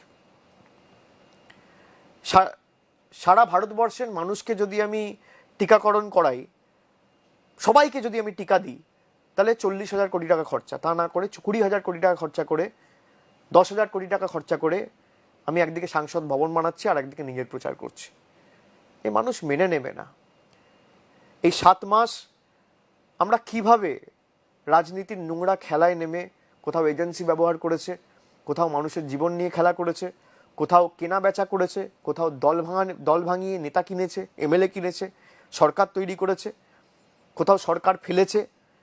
এই কাজগুলো না করে যদি কেন্দ্র সরকার তার অর্ধেক সময় মানুষের সুরক্ষার জন্য দিত, আজকে এই পরিণতি হতো না। আমি এখনও অনুরোধ করব আপনাদের যে বাংলার মানুষ এবং ভারতবর্ষের মানুষের জীবন নিয়ে ছেলেখেলা করবেন না। রাজনীতি আগামী দিন করার অনেক সময় পাবেন, ঘোড়া কেনা বেচা, এমএলএ কেনা বেচার সুযোগ অনেক পাবেন। আগে মানুষগুলোকে বাঁচান। আপনাদেরকে ভোট দিয়ে মানুষ নির্বাচিত করেছে এক বুক স্বপ্ন নিয়ে। আজকে মানুষ বুঝতে পারছে যাকে কেন্দ্রের সরকারে বসিয়েছি তাকে ভোট দিয়ে নির্বাচিত করা আর খাল কেটে কুমির আনা এক। এখনো বোধোদয় হওয়া উচিত আপনাদের। তাই আমি মনে করি যেভাবে আজকে এই অপচয় করা হয়েছে 7 মাস সময়, এটা যদি আমরা সঠিকভাবে ব্যবহার করতাম, আমরা অনেকটা পরিস্থিতি নিয়ন্ত্রণে আনতে পারতাম। পরের প্রশ্ন করেছে চুমকি রায়, এত ব্যস্ততার মধ্যেও পরিবারের জন্য কিভাবে সময় বার করেন? সন্তানদের সাথে আপনি কিভাবে সময় কাটান এবং আপনার সমীকরণ কি? না, আমি প্রথমত খুব একটা সময় পাই না পরিবারের সাথে কাটানোর জন্য, বিশেষ করে 2019-এর পর থেকে যেভাবে কাজ শুরু হয়েছে। এবং তাও চেষ্টা করি যতটা পারি। সপ্তাহে 5 মিনিট 10 মিনিটের বেশি সময় পাওয়া যায় না। কিন্তু আমার পরিবারে যারাই আছে তারা জানে যে আমি যে কাজটা করছি সেই, এবং যাদের সাথে লড়াই করছি তারা কিভাবে মানুষের জীবন বিপন্ন করে নিজেদের স্বার্থ চরিতার্থ করতে এই খেলায় নেমেছে। এবং তারা জানে বলে আমি ধন্যবাদ জানাই তাদেরকে যে তারা সম্পূর্ণভাবে সবসময় আমার সাথে সহযোগিতা করে। আমার মা হোক, বাবা হোক, স্ত্রী হোক, আমার মেয়ে হোক। আমি খুব একটা সময় পাই না, তাও চেষ্টা করি যতটা সময় রয়েছে আমি গিয়ে অন্তত 5 মিনিট 10 মিনিট করে সপ্তাহে তাদের সাথে কাটাই। এবং আগামী 2 তারিখের পর একটু সময় পেলে নিশ্চিতভাবে তাদের সাথে কাটাবো, আমি কথা দিয়েছি তাদেরকে। পরের প্রশ্ন, কি করেন অবসর সময়ে? আপনার কি করতে ভাল লাগে? আপনার শখ কি কি? প্রশ্ন করেছে পায়েল চক্রবর্তী। অবসর সময় এখন নেই। অবসর সময় যখন ছিল, আমি অবসর সময় খুব একটা পাই না। তাও অবসর সময়ে আমি চিন্তা করি যে কি করা যায়। অনেকটা সময় চিন্তা করেই কাটাই। ভাবি যে কি করলে আরও ভালো কাজ করা যায়, কিভাবে আরও নতুনভাবে মানুষের পাশে দাঁড়ানো যায়। এখন তো আগে বই পড়তে ভালোবাসতাম, এখন বই পড়ার অভ্যাসটা শেষ হয়ে গেছে। এখন ওয়েব সিরিজ এত ওটিটি প্ল্যাটফর্ম চলে এসছে। অবসর সময়ে অনেকটা সময় যখন পেতাম নেটফ্লিক্সে কাটাতাম। তো এই অবসর সময়, এখন তো জেনারেশন চেঞ্জ হচ্ছে। আমি যেমন আগেও বলেছি, the only thing constant in life is change. তো এখন বই পড়ার অভ্যাসটা অনেক কমেছে, গান শোনার অভ্যাসটা অনেক কমেছে। আমি গান শুনতে ভালোবাসতাম, বই পড়তে ভালোবাসতাম, আমি খেলতে ভালোবাসতাম অবসর সময়ে, কিন্তু এখন সেগুলো হয় না। খেলতে মানে আমি ব্যাডমিন্টন খেলতে ভালোবাসতাম, ক্রিকেট খেলতে ভালোবাসতাম। আগামী দিন যদি অবসর সময় পাই, বিভিন্নভাবে ওয়েব সিরিজে নজর থাকবে। নেটফ্লিক্স হোক বা অন্যান্য যে প্ল্যাটফর্মগুলো রয়েছে, ওটিটি প্ল্যাটফর্মগুলো রয়েছে সেখানে। পরের প্রশ্ন,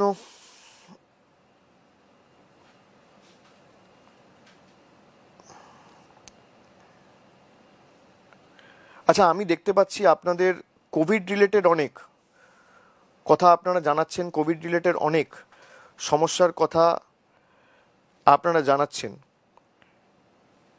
এখানে বেড নিয়ে আপনাদের অনেক সমস্যা আপনারা বলছেন, তারপর ওষুধ নিয়ে, রেমডেসিভির নিয়ে অক্সিজেন সিলিন্ডার নিয়ে আমি প্রচুর কমেন্ট দেখতে পাচ্ছি এখানে। আমি আমার টিমকে যারা দায়িত্বে রয়েছে তাদেরকে অনুরোধ করব যে এই ফেসবুক লাইভ শেষ হওয়ার পরে যারা দায়িত্বে রয়েছেন প্রত্যেকটা কমেন্ট কোলেক্ট করে, প্রত্যেকটা কমেন্ট দেখে কার কী সমস্যা রয়েছে আমাকে যত দ্রুত সম্ভব ইমিডিয়েটলি জানাতে, এবং আমি যথাযথ ব্যবস্থা নেওয়ার চেষ্টা করব। আপনাদের যেখানে যা অসুবিধা আমি সরাসরি আপনাদের সাথে যোগাযোগ করে আপনাদের কাছে পৌঁছাবো। আপনারা চিন্তা করবেন না, যতটুকু আমার সামর্থ্য রয়েছে, আমার যতটুকু এখতিয়ার রয়েছে, শক্তি রয়েছে, আমি সর্বশক্তি দিয়ে আগামী দিনগুলোতে আপনাদের পাশে দাঁড়াবো। এই ক্রাইসিসের মোকাবিলা আমাদের সকলকে করতে হবে, ঐক্যবদ্ধ হয়ে করতে হবে, একসাথে করতে হবে, সম্মিলিত প্রচেষ্টার মাধ্যমে আমাদের এই কাজ করতে হবে। তাই আগামী দিন এই লড়াই আমি মনে করি যে কোনো একা, সে মুখ্যমন্ত্রী হোক বা প্রধানমন্ত্রী হোক বা যে কোনো স্বরাষ্ট্রমন্ত্রী হোক, কেউ একা জিততে পারে না। মানুষকে এগিয়ে আসতে হবে, গঠনমূলক কাজ, নিজেদের এলাকাকে কিভাবে সুরক্ষিত রাখা যায়, নিজেদের কমিউনিটিকে কী করে সুরক্ষিত রাখা যায়, নিজেদের পরিবারকে কী করে সুরক্ষিত রাখা যায়, নিজেদের অঞ্চল, পাড়া, বিল্ডিং, নিজেদের সোসাইটিকে কী করে সুরক্ষিত রাখা যায়, এবং কোভিড বিধি মেনে চলা। যদি কারোর কোনো উপসর্গ থাকে সঙ্গে সঙ্গে কোভিড টেস্ট করানো, আইসোলেট করা, তবেই আমরা সংক্রমণ রুখতে পারবো। এবং আমি কেন্দ্র সরকারকে হাত জোর করে অনুরোধ করব যে আগামী দিনগুলোতে আপনারা এই টিকা ভ্যাকসিনেশন ড্রাইভ ইতিমধ্যে শুরু করে রাজ্য সরকারগুলোর সাথে সহযোগিতা করে মানুষের জীবন বাঁচাতে এগিয়ে আসুন। রাজনীতির সময় অনেক পাবেন, এখানে কোনো ভেদাভেদ করবেন না। আপনারাই তো বলেন one rank one pension, one nation one flag, তাহলে কেন ওয়ান নেশন ওয়ান ভ্যাকসিন হবে না? কেন ওয়ান ভ্যাকসিন ওয়ান প্রাইস হবে না? এটা দ্বিচারিতা নয়। প্রাইভেট হসপিটালে কেউ গিয়ে 600 কিনবে, স্টেট গভর্নমেন্টকে কিনতে হবে 400 টাকায়, আপনি 150 টাকায় কিনছেন। সেখানেও তো যে তৈরি করেছে যে সংস্থা SII, Serum Institute of India, সে বলছে আমি এখানেও প্রফিট কামাচ্ছি, তারপরে আপনি 400 টাকায় বিক্রি করছেন, মানে প্রায় 300 গুণ বেশি দামে। এই প্রফিট কার পকেটে যাচ্ছে? মানুষের মৃত্যু নিয়ে যারা খেলছে সেই টাকা নিয়ে কি করবে? এই অক্সিজেন সিলিন্ডার বাইরে চলে যাচ্ছে। আমি আপনাদের অনুরোধ করব যে যে রাজ্যে যেখানে যা প্রয়োজন রয়েছে, দলমত নির্বিশেষে কেন্দ্র সরকারকে অনুরোধ করব, এবং যে যেখানে আছেন যদি কোথাও কোনো ট্রাককে আটকানো হয়, সঙ্গে সঙ্গে নিজের যতটুকু আপনার সামর্থ্য রয়েছে পাশে দাঁড়ান, খবর দিন, নিজের পুলিশ স্টেশনে জানান বা কোভিড হেল্পলাইনে খবর দিন। সে দিল্লির ট্রাক হোক, সে মধ্যপ্রদেশের ট্রাক হোক, সে বাংলার ট্রাক হোক, এবং কী করে আমার একটা পদক্ষেপের মাধ্যমে আমি একটা জীবনকে বাঁচাতে পারি, সেটাই আমার এখন প্রধান গুরুত্ব হওয়া উচিত। আমি সকলকে অনুরোধ করব যে আগামী দিনগুলো আপনারা ভালো থাকবেন, সুস্থ থাকবেন, খুব প্রয়োজন না হলে বাড়ি থেকে বেরোবেন না। তবে আগামী দিন এই কষ্টে, এই যত কষ্ট হচ্ছে, এই বাধা বিপত্তি এবং যে প্রতিকূলতাগুলো সম্মুখীন আমরা হয়েছি, আগামী দিন এর জবাব দেওয়ার জায়গা কিন্তু ভোট বাক্স। আমাদের যত কষ্ট হোক, দয়া করে দরকার হলে 2টো মাস্ক পরে, হাতে গ্লাভস পরে আপনার নির্ধারিত পোলিং স্টেশনে যাবেন। এর বিরুদ্ধে জবাব একমাত্র আমাদের ভোটের বাক্সে দিতে হবে। আমরা যদি চাই বাংলা সুরক্ষিত থাকুক, উন্নয়নের পক্ষে রায় দিতে হবে। মানুষের জীবন সুরক্ষিত রাখতে গেলে যাতে আগামী দিনগুলি গুজরাট না হয়, মধ্যপ্রদেশ না হয়, উত্তরপ্রদেশ না হয়, এবং বাংলা শ্মশানে পরিণত না হয়, আগামী দিন নিজেদের ভোটাধিকার নিজেদেরকে প্রয়োগ করতে হবে। লাইন যত লম্বা হোক, দীর্ঘায়িত হোক, একদিন কষ্ট হবে। আমরা এই কষ্টের বিহিত চেয়েছিলাম, নির্বাচন কমিশন মানেনি। তাই আমি হাত জোর করে সকলকে অনুরোধ করব যে আমার কষ্ট হলেও কাকে ভোট দেবেন আপনার ব্যক্তিগত সিদ্ধান্ত, কিন্তু ভোট দিন। Exercise your franchise, exercise your voting rights. as they say, bad candidates are elected by good citizens who do not vote. আপনার এক একটা ভোট মূল্যবান, এবং যারা আপনার জীবন নিয়ে ছিনিমিনি ছেলেখেলা করেছে তাদের যোগ্য জবাব দেওয়ার জায়গা আগামী দিন কিন্তু ভোট বাক্সে। আগামী দিন যত কষ্ট হোক, 26 তারিখ এবং 19 তারিখ 2 দফায় ভোট আছে। আপনারা নিজের ভোটাধিকার প্রয়োগ করুন এবং উন্নয়নের পক্ষে রায় দিয়ে যাতে আমরা আমাদের এলাকা, আমাদের রাজ্য, আমাদের জেলা, আমাদের মাটিকে করোনামুক্ত করতে পারি এবং ধর্মের উগ্রতা থেকে বাঁচিয়ে সার্বিক উন্নয়নকে অব্যাহত রেখে আগামী দিন বাংলাকে বিশ্ব দরবারে নতুন করে বিশ্ববন্দিত করতে পারি, সেই স্বার্থে রায় দিন। আপনারা সকলে ভালো থাকুন, সুস্থ থাকুন। অনেকক্ষণ কথা হলো, আগামী দিন আবার দেখা হবে। ভালো থাকবেন, সুস্থ থাকবেন। পরিবারের সকলকে, বয়োজ্যেষ্ঠ যারা আছে আমার প্রণাম জানাবেন, ছোটদের ভালোবাসা এবং সতীর্থদের অভিনন্দন। জয় হিন্দ, জয় বাংলা।